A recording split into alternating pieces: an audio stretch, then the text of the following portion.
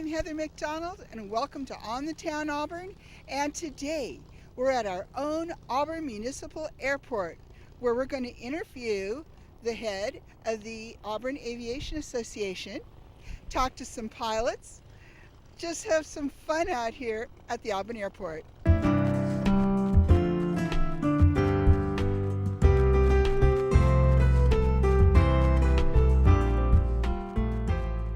Well, I'm here at the Auburn Aviation Association with the president, Wayne Minningham. Welcome to the show. Well, I'm glad to be here. I'm an outgoing president. This is my last month as president. But you were here 3 terms in the association, right? I've done my turn 3 times now, so it's been a rewarding experience for me, and I'm not ruling it out as another go-around in the future. Well, you know about our Auburn Airport here for sure, and you're also a pilot here. I am a pilot, and I know a little bit about the airport. And so I was reading where it started back, 1934 it was built? 1934, it was built by the federal government, and it was primarily a airmail pilot, not necessarily a stop, but a place to land if they needed to, weather or malfunction or whatever, which was a common occurrence back in those days. Yeah, and I imagine with all the mining here and all that, it was an important stop. Then how did it grow? Well, after the war, a group of citizens got together and pooled their money, and in concert with the city, bought the property, and they have now about 285 acres, of which 80 acres is for the industrial and business park, which is on the property, which is an island, so to speak, from Auburn's main downtown area. So we are an island of possession for the city. And there's quite a bit of industrial work and companies out here, some of them fairly major, on the park or in the business park. Wow, I didn't know that. So it's something more than an airport. Yes, it is. And it's a fun place to be. I love coming here and eating at Wings, and you can watch the planes come in and take off, and it's really a fun place for the public can come in here. It's easy access for the public. That's one of the attractions. It's also a destination airport for pilots because of the really nice restaurant that we have here, Wings. So that's another attraction. Gives a pilot an excuse to use that airplane now for the $100 hamburger, so they say. So they say, yes. In fact, I was telling him that when we used to fly, it's like, okay, which airport has the best food? Because we're flying in there to eat. And Wings, of course, is fantastic. Now, other things are happening here, like, can you learn to fly here? Well, yes, you can. We have 2 major flight schools. One right in our background here, Mach 5. Across the street is Sunshine Flyers. They're both training facilities, and they have a number of different types of aircraft that you can train in. Everything from tailwheel aircraft on up to twin engine. And they can take you from the basic student flying up through any commercial and instrument ticket that you may desire. The Auburn Aviation Association has a unique program where we sponsor a couple of students, youngsters under the age of 21, typically high schoolers that are interested in flying. We do an interview process, and out of that interview process we select a couple of recipients for our scholarship, which is typically a $2,500 to be applied here at the Auburn Airport through one of the flight schools. That's and we've had some people that have been through our initial program like that, that have gone on to fly for the Air Force, the military, instructors for colleges and what have you. And one of them out of North Dakota now is flying for their aerobatic team. So we've had tremendous success with these youngsters coming through our scholarship program. So the association, how many members do you have right now, do you think? Right now we have about 135 to maybe 145, and I should have checked that number, but it's an active organization. We have monthly meetings here at the Barnstormer Room at the airport on the first Wednesday of each month. Okay. And do you have to be a pilot to be a part of No, it? you do not. Oh, No, we okay. have quite a few people attend that. We usually have a guest speaker, and so they come for, it's a buffet style dinner, a guest speaker, and the social aspect of it. So Okay. non-pilots are welcome. Now, is your association a part of the air festival that happens here? It used to be the festival sponsor. That was where our scholarship money originally came from, was the air show that we did here. Uh-huh. But it became, we became a little long in tooth and burnout set in. We were doing this show every other year in concert, alternating with Nevada City. Right. And so now we are basically a donor. Yeah. But you're still a real part of it, and that's a wonderful way to get to know the airport, is to come to when they have the Air Fest. That's a lot of fun. It is. And one of the things that we have been having is a Fly Friday thing, the third Friday of each month during the summer. Yeah. We had a little get together here at the airport in the afternoon, and we'd have a band come in. Some people would set up their wares at tents and what have you like that. So it was kind of a afternoon air show. Is that going to keep happening? I think Fridays? that's in the works for next year. Just All during right. In summertime, during the summer. on Fridays. This is the Friday night place to be then, for sure. And so also the airport does things like, can you fly out of here, say I need to hop over to San Francisco? Is that possible?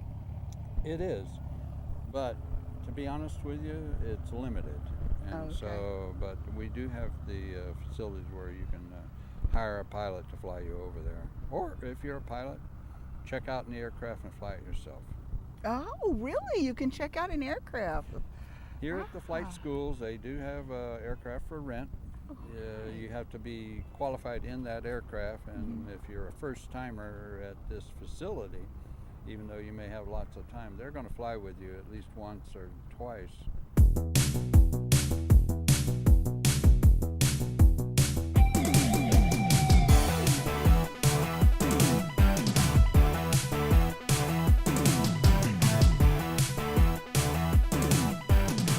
Hello, this is Jeff and Ann Barbarick with Auburn Extreme Power Sports, and we're here to show you guys our new and latest product that we have here at the shop now, our Polaris slingshots. And these came out about a year ago, and this is actually a three-wheeled machine that is classified as a motorcycle. And really cool because since it's a motorcycle, you can go in a diamond lane, and you actually just, you don't actually have to have a motorcycle license to ride it, which is really cool, so you don't have to worry about that. But since it is classified as a motorcycle, you get away with a lot of stuff that you would with an automobile. And it's fun to drive. And it's really fun to drive. Yeah, especially, she loves driving them. Favorite? I'm more a motorcycle guy, but she really likes these guys. Yes. But that's okay, because we have motorcycles here too, Victory motorcycles. But great machines. We've been in business here since, we're one of the older Polaris businesses. We've been around since 1996. We moved to this location in 2010. Had a brief, times were pretty tough, and I actually sold the business in 2007, and the people I sold to, I repurchased it from them in 2010, and we've been back in business since 2010. Having a great time. We do everything Polaris, the slingshots, their ATVs, their side-by-sides, which are Razors and Rangers, snowmobiles, and we really love snowmobiling, and this is a great area to snowmobile. We are Auburn Extreme Power Sports, located here in Auburn, and we are run by riders for riders.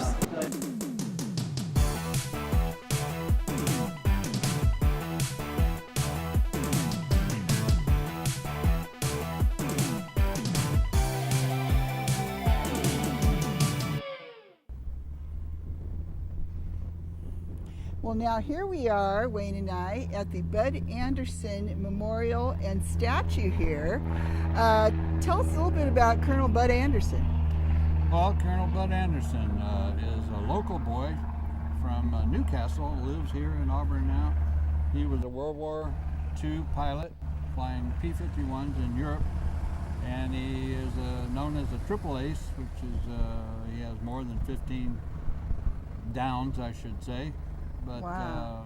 Bud is still around. He's very active in the aviation community even today. Wow. I think he's curtailed his flying a little bit, although I think he still could.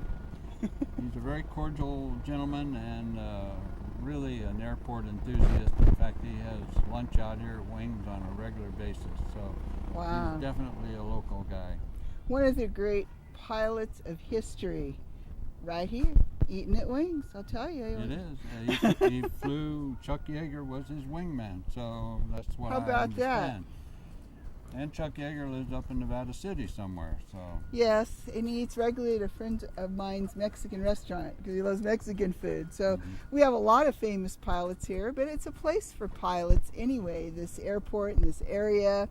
Now tell us about the bricks I see in the ground here Well, the around. bricks are originally, the statue was built by Douglas Van Hout over here at the Van Hout Studios. He's worldwide dispersion of his statues.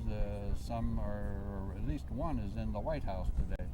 So he's very well known, and he created this statue, and along with it, the bricks that are around the base of it here Mm-hmm. are engraved with whatever you can do in 3 lines and X number of letters across, but they are $500 per brick. You don't have to be a pilot to have an engraved brick out here, and the money goes toward the Colonel Bud Anderson Scholarship Fund. Wow. So approximately $30 for laying in the ground with the cement, and also the rest of the $500 goes directly to a scholarship fund That's for the youth wonderful. trying to learn how to get into the aviation as a career. Wow. And now, who would someone call to buy a brick? Well, you can go online with auburnaviationassociation.org, All right. and there are instructions on how to obtain a brick. All right. Well, thank you so much. And now, you said we could go over and see one of the aircraft here that's interesting. Well, you were talking earlier about experimental aircraft, and now I see over my shoulder here that there is one out here, and I've All talked right. to him. He said we're welcome to use it as a backdrop. And here we have a pilot that came in from Lodi today. Introduce yourself. Hi, my name is Ken Cantrell. And one of the reasons we were attracted to this plane, Wayne said it's one of the experimentals we were talking about, right? It is, and a very nice example, by the way. And so tell us, you built this yourself. Yes, I did. In the late 90s, probably 98, I decided to build this. I was born into a flying family. My mother was a flight instructor. My dad flew in World War II, and he flew after the War II, and so I was our family activity. So I was around airplanes. I was an airport rat, basically, and I was around the airport all the time, and so it was aviation was naturally part of who I was and still am. And when I in my younger days, I flew up here at Auburn. I did an air show a couple of years in a row up here in the late 70s, and you know, and I flew the airplane at that time was another airplane different from this one my dad built. And then when I started my family, I got away from aviation. And then late 90s, I decided to get back into it. And so this is the airplane I built. And it took me about 4 years, almost 4 years. And you build it in separate pieces, the wings and the tail and the fuselage separately, so you can actually build it in a small place like a garage. And it's just one little step at a time. And the support group from, it's actually Van's Aircraft out of Oregon is excellent in helping builders you know, work their way through the project. And like I said, there's a lot of help out there if anybody's interested in home-built aircraft. There's a lot of other people that do it and a lot of people that can help you learn. Well, that's really interesting to know that people can do that. Now, you said you're here to buy the Pitts. We're going to be looking at that. What's great about that plane? Why do you want it? Well, the Pitts is actually it's the same design that my dad built. Curtis Pitts was a designer out of Florida that originally designed the pits in the mid-40s, 1940s, and back in the 60s and late 50s, 60s, it was the airplane to have for competition aerobatics and air show work. Since then, there's been a lot of other designs that have taken it way beyond that level and that are much more desirable for the real professionals. Now here we are in front of the pits, Wayne. How old is a pits? Well, they were built, designed by a fellow named Curtis Pitts back in Florida back in the late 40s. They have won a number of national championships in aerobatics over the years, and now there are a lot of them flying around. They are typically a home-built airplane. You buy the plans and you build from scratch. Wow. They are also available now as a production type aircraft. I mean, many years later from the original design.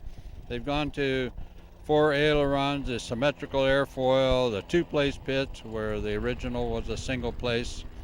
So there's been evolution of this airplane, and it's still just as desirable as an aerobatic plane as it was back in its heyday. So Cool. Aerobatic plane. Yeah. How fun is that? I know I put my husband in one once, and they do all the loops and the smoke and all the fun stuff. yeah, and they probably would have turned green if they had really unwound it. So because they can become quite violent when you start doing the hard maneuvers. Oh, I bet. But they're a challenge to fly. They're short coupled, and they're not for the inexperienced pilot, I would say. So you can see great aircraft here. You can come and learn about historic aircraft. You can see so many things here. Wow, it's a pretty exciting place, the airport. It is, and our airport is accessible. So if you are out here and you're having lunch, you can walk out here on the outdoor patio. Look around. If you see something nearby, just be really careful around turning props and moving aircraft, but keep your children in check and your dogs on a leash. It's a really accessible airport. Okay. And it's here in the middle of our industrial or business park. So as I mentioned earlier, we have quite a few commercial industries right here on the field, basically. Okay, well, thanks for being with us today. My pleasure. We enjoyed very much the tour of Well, the airport. My pleasure. It's a different way to spend Saturday, which I spend a lot of Saturdays out here. So as you can see, there's a little activity. The weather was a little iffy last night, so I think it turned a few people off, but usually Saturday is a very busy day here. Oh, yeah. Okay, well, thanks again, and now we're going to go shoot some aircraft around the field here. Well, thank you, Heather. I've enjoyed the interview. Me too. Thanks, Okay. Wayne.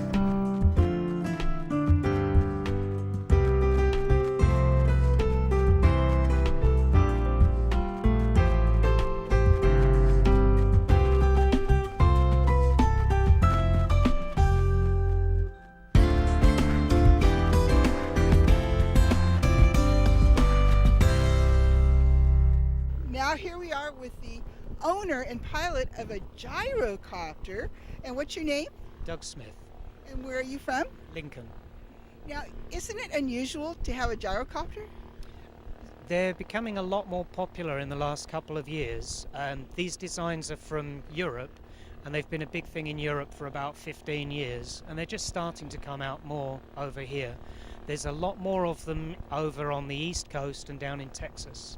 Now, you actually made this. How long did that take? No, I didn't make this. I bought it from the guy who bought it from the guy who made it. These are really fast to build. You could build one of these in a week. Really? Yes, I was talking to a guy who went to Italy and built one 2 weeks ago, and he said he went in on the Monday looking at the boxes and they flew it on the Friday. Now, a gyrocopter, what's the difference between a gyrocopter and, say, a helicopter? So on the gyroplane, the rotor isn't powered. So the wind going through the rotor makes the rotor turn, and that generates lift. And how high can they go? We can legally get to about 13,000 feet. Then you need oxygen. Somebody's flown one of these to 20,000 feet. Wow, it sounds like a lot of fun. There's a lot more gyro enthusiasts going on around here? It's becoming more popular. We're seeing more and more people. So 3 years ago, there was one instructor. Now we've got 3 instructors in the area. there are 3 gyros based at Lincoln now. At Lincoln Airport. And why do you come up here to Auburn? I actually ran into Mike at Sunshine Flyers on Wednesday, and he said they were having an open house day, so I said, fine, I'll come up.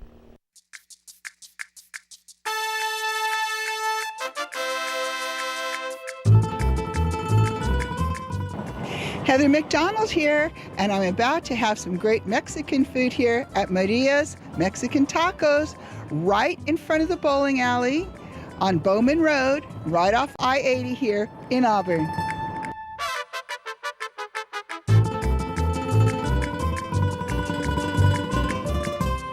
And here I am with the owner. Introduce yourself to everybody out there. Hi, my name is Maria Moreno, and I own Maria's Mexican Tacos since 2001. Wow, you've been here a while, and you have quite the fans out there, and I can see why, because look at this beautiful food, and this is just a little bit of what she serves here. Yes. Now, what are these called? This is the sopes we made with the, any kind of meat you like, and get us the meat, a Mexican cheese, and veggies on top, and with avocado. This is the tacos we made. That's the soft. So we make soft and we make hard shells, either way. And this is the tostadas we made with any kind of meat. Like this is the nachos with any kind of meat you like, or they can be a vegetarians. And now over there I see the chile relleno, my favorite. This is the chile relleno, comes with tortillas on the side, or they can be with rice and beans. And the other ones, that's the hard shell tacos. And the other plates, that's enchiladas, it comes with rice and beans. The other plates is a burrito wet, and they can be any kind of meat. It's beautifully done too. Normally we have aguas frescas, we have beer, we have wine, we have sodas, Mexican sodas. And look at the size of that nacho plate. Now look delicious. Now tell us some of the variety of meats you can get here. There's a lot of different kinds. Okay, you can get like carne asada. We can get chicken or carnitas, que that's the more famous we sell, the carnitas. Chile verde, chile colorado, and plus tamales. Yes. They can be tamales with any kind of meat, chicken, beef, or pork, or they can be vegetarians. Yes, I've watched her make the tamales by hand. Now, if you're used to authentic Mexican food, she also has tripa. We have tripa, we have cabeza, we have lengua, and we have buche. Uh-huh. They have a lot of the authentic dishes for sure. And your sauces look so beautiful too that you have here. This is the green salsa for enchiladas, and then we would use it for enchiladas or wet burritos. Yes, and you have the delicious salsas that you can come here too with the chips and everything. Then we have chips and salsa, and they can be, the green is salsa spicy, and the red is salsa mayo. And then you also have a patio too. We have a beautiful patio, and we open for parties or anything. Well, thank you for being with us. Thank you very much for coming. Yes, Maria's Mexican Tacos is more than just tacos, as you can see here off Bowman Road near I-80.